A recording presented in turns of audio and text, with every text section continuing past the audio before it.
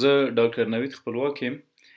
نن د شکر له ناروغۍ په راولاړو نورو ناروغیو خبرې کوو یا د شکر په اختلالاتو خبرې کوو. که چیرې په شکر مبتلا واوسیږو یا د شکر ناروغي ولرو، کنټرول یې نه کړو یا یې په وړاندې هغه صحي تدابیر چې توصیه کیږي عملي نه کړو، نو بالاخره د وخت په تیریدو د کامپلیکیشنز یا د اختلالاتو یا د شکر د وجې د نورو تکلیفونو سره مخ کیږو. کامپلیکیشن اف ډایبیټیز ملایټس یا د شکر د ناروغۍ اختلالات.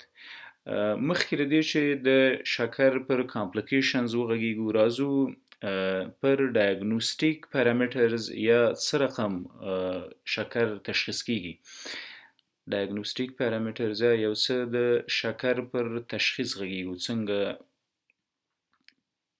مو بالاخره خپل شکر باندې ځان وپوهوو چې لرو یې که یې نه لرو. ډایګنوستیک پارامترز یعنی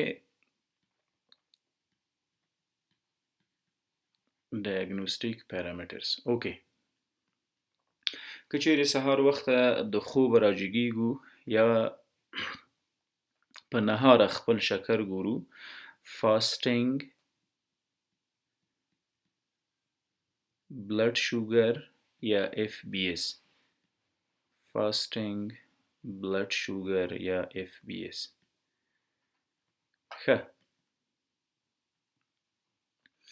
که چیرې سهار وخته د خوبه راپاسو او موږ خپل شکر وګورو، نورمال اندازه یې څومره ده؟ له شپېتو تر 110 میلی ګرام پر ډیسی لیتر. په نهاره د شکر نورمال مقدار له شپېتو واخله تر 110 میلی ګرام پر ډیسی لیتر ده. که چیرې موږ سهار راپاسیږو خپل شکر ګورو FBS او د 110 نه تر 126 میلی ګرامه پر ډیسی لیتر وي، نو دې حالت ته پری ډایبیټیک وایي. پر ډیسی لیتر پری ډایبیټیک یا هغه څوک چې د شکر په خطر کې واقع شوي، لا شکر نه ده، په شکر مبتلا نه ده، که ورزش وکړي، پرهیز وکړي او هغه خپل لایف سټایل موډیفیکیشن یا د ژوند په اموراتو کې ادلون بدلون راولي، نو کولی شي چې له دې وضعیته وځي. د حالت ته موږ پری ډایبیټیک یا شکر ته ورتلونکی یا د شکر د خطر دایره، پری ډایبیټکس. ښه، که چیرې موږ په نهاره خپل شکر ګورو، فاسټینګ بلډ شوګر او د 126 نه یا زیات وي یا د 126 میلی ګرامه پر ډیسی لیتر وي، نو متاسفانه په شکر مبتلا یو، باید د معالجې اړوند تدابیر ونیسو، ګنه د کامپلیکیشنز یا د بدو عواقبو او اختلالاتو سره مخ کیږو. دا په نهاره د شکر وضعیت و. که چیرې موږ رنډم بلډ شوګر چک کوو، رنډم معنا دا چې باله ډوډۍ یې چک کوو، د ډوډۍ خوراک نه وروسته 1 ساعت 2 ساعته 3 ساعته 10 ساعته بالاخره، دې ته وایي رنډم بلډ شوګر یا RBS. پوست پرنډایل شوګر هم ورته ویل کیږي یا د ډوډۍ خوراک نه وروسته. که چیرې موږ رنډم بلډ شوګر ګورو، باله خوړو یې ګورو، نورمال له 140 نه واخله تر 150 الا 160 میلی ګرامه پر ډیسی لیتر.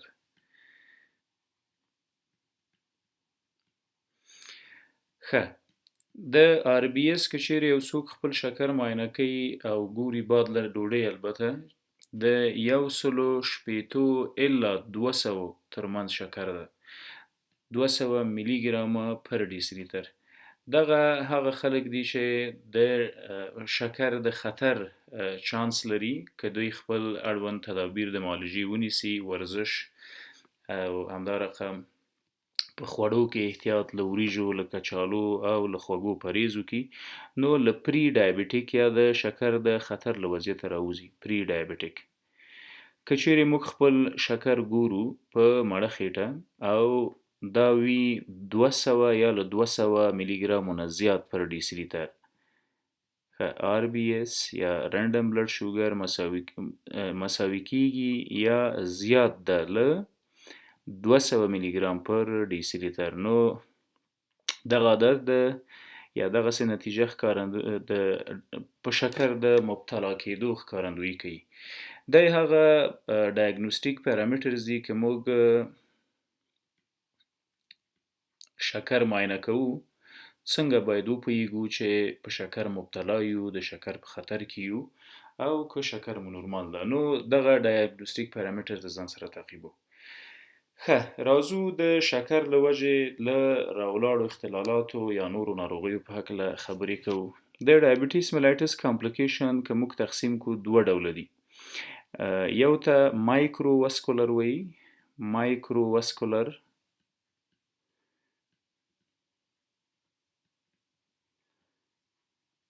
او بل هم مکرو واسکولر دي، مکرو واسکولر.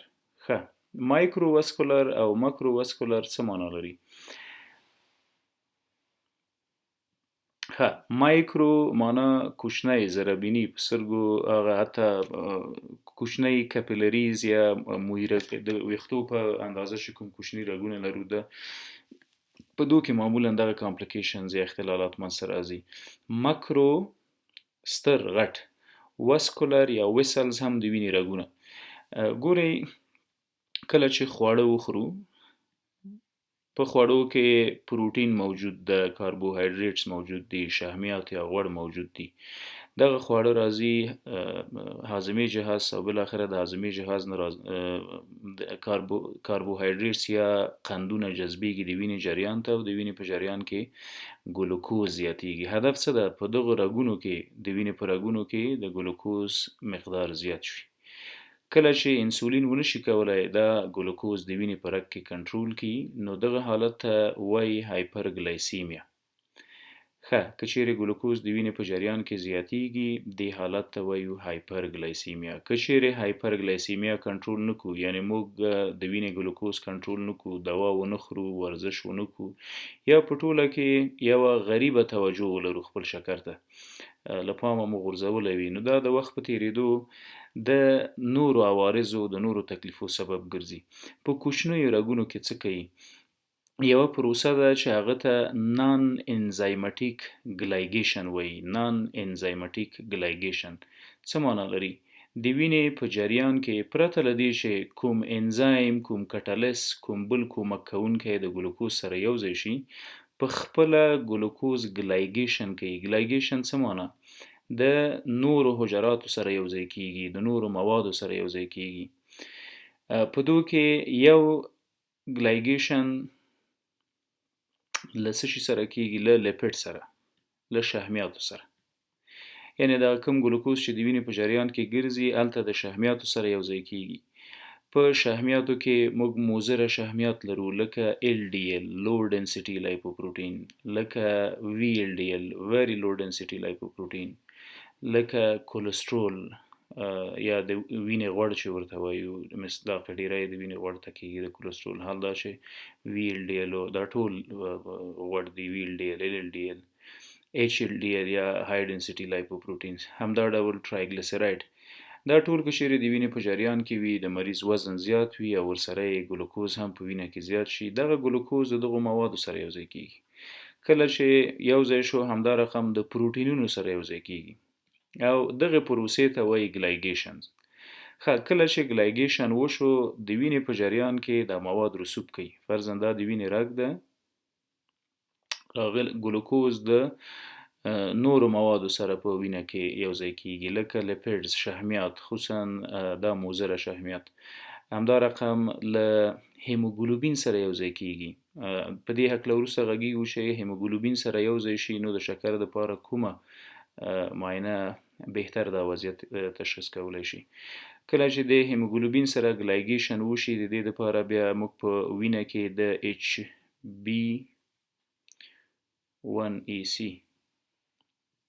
یا اډوانس ګلایګیشن هیموګلوبین ګورو یا ګلایکوسایلیټډ هیموګلوبین ګورو. که چیرې ګلوکوز فرضاً دا د هیموګلوبین یو مالیکول ده، هیموګلوبین دا د شکر لخوا داسې محاسبه کیږي. شکر ګلوکوز د څو مختلفو لارو نه بالاخره ورسره یوځای کیږي او دې ته وایي ګلایګیشن، یا بغیر د کوم انزایم له مرستې نه ګلوکوز مالیکول د هیموګلوبین او د شحم او د پروټینو د دو سره یوځای شو. ځکه خو موږ کله هم چې په وینه کې HB1AC معاینه کوو نو نورمال له 4.5% نه واخله تر 5.5% پورې ده. یعنې موږ که په خپله وینه کې HB1AC معاینه کوو نو نورمال څو ده په انسانانو کې 4.5 تر 5.5%. له 5.5 نه واخله تر 6.5 یا 6.5% پورې پری ډایبټیک یا د خطر ساحه ده. که چیرې زموږ نتیجه یا HbA1c مساوي له 6.5 یا له 6.5 نه زیاته شوله نو موږ متاسفانه په شکر مبتلا یو. نن سبا د شکر د معالجې لپاره د تشخیص لپاره دا تر ټولو دقیقه معاینه ده HbA1c. په تیرو 3 میاشتو کې زموږ د شکر مقدار معلوموي. څنګه؟ هیموګلوبین په وینه کې د وینې یو کامپوننت هیموګلوبین ده او معمولا تر 90 ورځو پورې ژوند کوي. د دې لایف سپان یا د ژوند موده 90 ورځې ده. نو که چیرې هیموګلوبین او ګلوکوز سره ګلایګیشن کړی وي او یو بل سره یوځای شوی وي نو کولی شي چې د تیرو 3 میاشتو معلومات هم راکړي. موږ به وینه ګورو، معاینه کوو یې، که مقدار یې د 6.5 یا د 6.5% نه زیات شو نو دا هغه ثابت عدد دی چې بالاخره کولی شي موږ ته د شکر موجودیت تثبیت کړي. ښه، کله چې ګلایګیشن وشي یعنی د ګلوکوز د پروټینونو سره د شحمیاتو سره د هیموګلوبین د دو سره یوځای شي نو د وینې په رګونو کې رسوب کوي داسې او جوړوي څه؟ اتیروما. اتیروما یعنی د ګلوکوز جمع شحمیات جمع هیموګلوبین جمع نور ټاکسیک او زهري مواد دا سره یوځای شي او د وینې په جریان کې رسوب کوي، ډیپازیټ کیږي. کله چې ډیپازیټ شول مسلما د وینې د جریان مخه نیسي.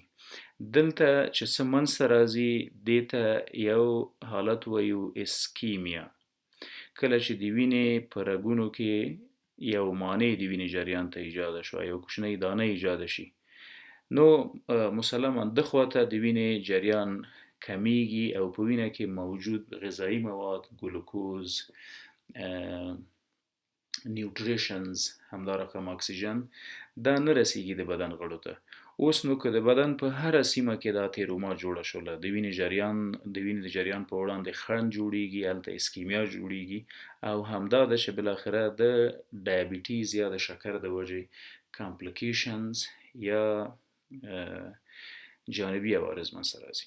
اوس په دې غږیږو چې مایکرو واسکولر او ماکرو واسکولر یعنی څه؟ که چیرې د وینې په کوچنیو رګونو کې کپیلریز یا د موی رګونه چې ورته وایي، که چیرې په دو کې دغه مواد د ګلوکوز سره یوځای جمع شي، اتیروما جوړه کړي، اتیروسکلروسس جوړ کړي او خلاصه دا چې د وینې په جریان کې یو مزاحمت وکړي. ارګانونه د وینې د جریان د کمبود د وجې په لږه او په تنده مبتلا کیږي او هلته د غذایي موادو او د اکسیجن لاره بنده شي او ورته راورسیږي. بس همدا وي چې ورو ورو له سل ډیث یا د حجراتو د مرګ امید سره مخ کیږو. که چیرې کوچني رګونه بند وي نو یو ډول تکالیف منځته راځي. که چیرې کوچني رګونه بند نه وي او په غټو رګونو کې د بدن د وینې په غټو رګونو کې دا مواد ځای په ځای شو نو هغه بیا بیل ډول کامپلیکیشنز یا جانبي عوارض منځته راولي. راځو په مایکرو واسکولر کامپلیکیشنز غږیږو. په مایکرو واسکولر کامپلیکیشن کې چې اسه ډیر مهمه دي. ګوري دا زموږ ګرده ده،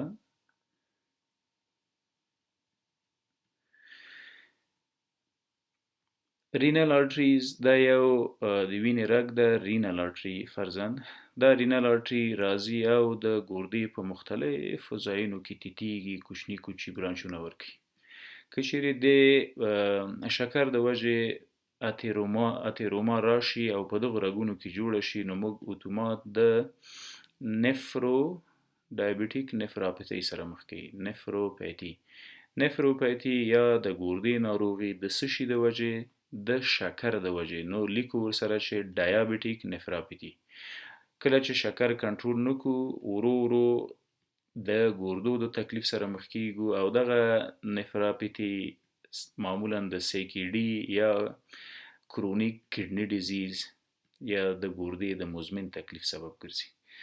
د دې ترڅنګ بل اختلال چې یا بل تکلیف چې په مایکروواسکولر کامپلیکیشنز کې منځ راځي کې چیرې د وینې په کوچنیو رګونو کې دغه ګلوکوز جمع نور مخرب مواد سره یو ځای شوي دي رسوب وکړي فرضاً سترګې ته کوم رګ راغلی ده د وینې دا بالاخره راځي او په خپل د سترګې په مختلفه په ریټینا کې خپل برانچونه ورکوي. که چیرې دلته د وینې رګ بند شي نو د سترګې د ناروغۍ سره مخ کوي. ریټینوپیتي یا د سترګو د لید ناروغي. ورو ورو مریض د سترګو لید له لاسه ورکوي د شکر د وجې او بالاخره ړندوي. د دې ترڅنګ په مایکروواسکولر کامپلیکیشنز کې څه چې ډیر مهمه دي د ګردې او د سترګو د ناروغۍ ترڅنګ هغه نیوراپیتي ډایبټیک نیوراپیتي یا د شکر د وجې د اعصابو د رګونو له منځه تګ او ناروغه کېدل. ډایبټیک نیوراپیتي کله منځته راځي؟ ګورئ زموږ کله چې د وینې په جریان کې ګلوکوز جګ شي هایپرګلایسیمیا منځته راشي د بدن مختلفو حجراتو ته دغه ګلوکوز انتقالیږي د انسولین په وجه یا هم د شکر د دوا په وجه. درست؟ زموږ د وجود دوه ډوله حجرات دي. یو د اعصابو حجرات چې نیوران نومیږي. نیوران داسې یو شکل لري فرضاً د سل باډي ده د اګزون او دا هم ډندرایټ. په نیوران کې یو قسم حجرات موجود دي دلته چې هغه ته شوان سل ویل کیږي. دا شوان سلز یا د شوان حجرات سره یوځای کیږي او مایلین شیټ جوړوي. مایلین شیټ دا حجرات د شوان په نامه یادیږي. شوان سلز او دغه حجرات سره یوځای کیږي بالاخره جوړوي څه؟ مایلین شیټ. مایلین شیټ وظیفه څه ده؟ له اعصابو ارګان ته او له ارګان اعصابو ته انګیزې انتقالوي. کله چې دغه حجرې د شوان سل حجره مطالعه کو نو په ده کې یو انزایم چې د ساربیټول ډي هایدروجنیز په نامه یادیږي نه ده موجود، نشته ده.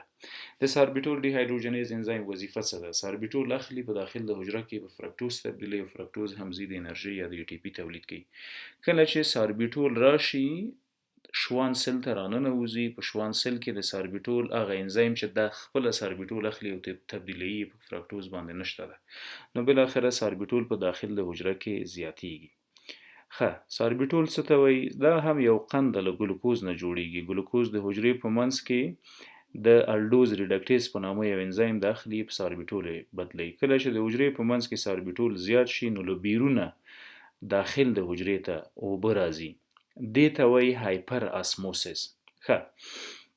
کله چې د اوبو مالیکولونه دې حجراتو ته راغلل او د ساربیټول د وجې ډیر راننوتل د حجراتو داخلي تعادل له منځه ویوړو نو دلته دا چې هایپر اسموسس منځته راځي.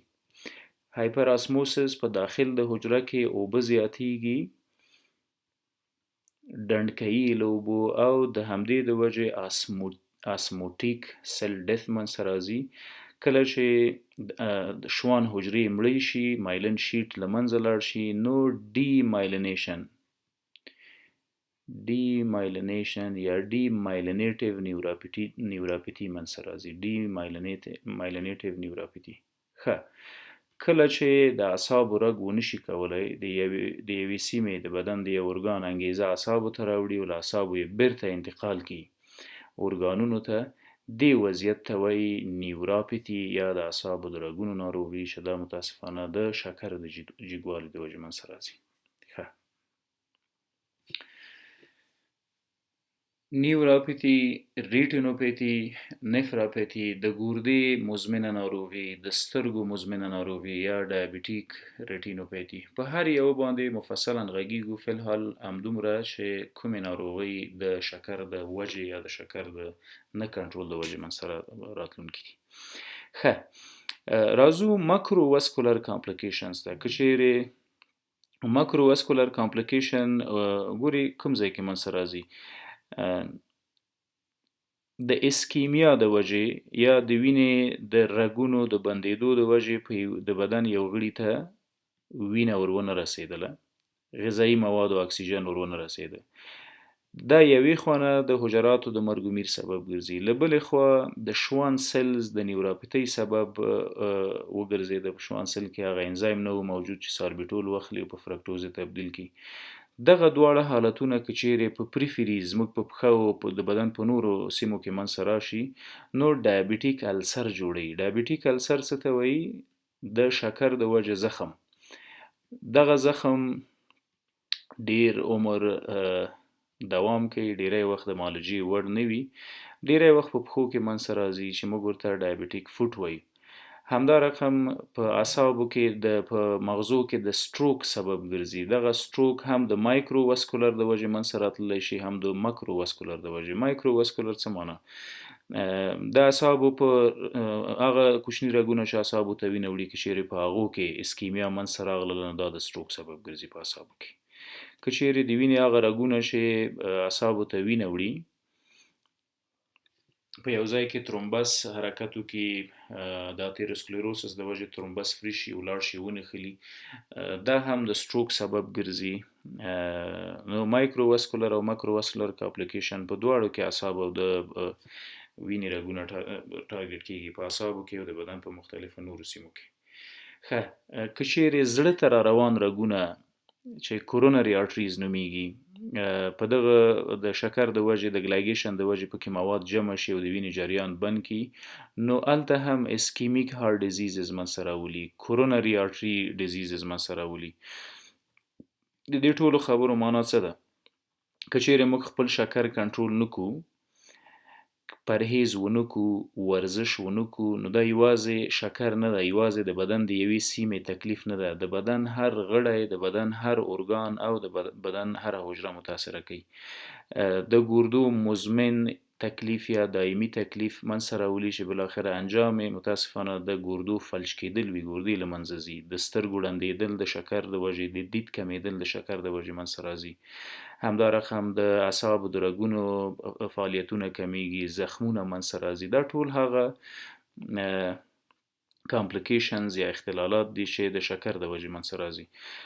همدا رقم یو مهمه موضوع چې د شکر د وجې باید مطالعه کړو، هغه ته موږ DKA یا ډایابیټیک کیټو اسیډوسس وایي. دا به د خیره پر روانو لیکچرونو کې واضح کړو چې څنګه د شکر د وجې کیټون باډیز جوړیږي، اسیټون جوړیږي، اسیډیمیا جوړیږي او څنګه بالاخره ریسپیریټري سنټرل سپریس او د مرګ سبب ګرځي. مننه.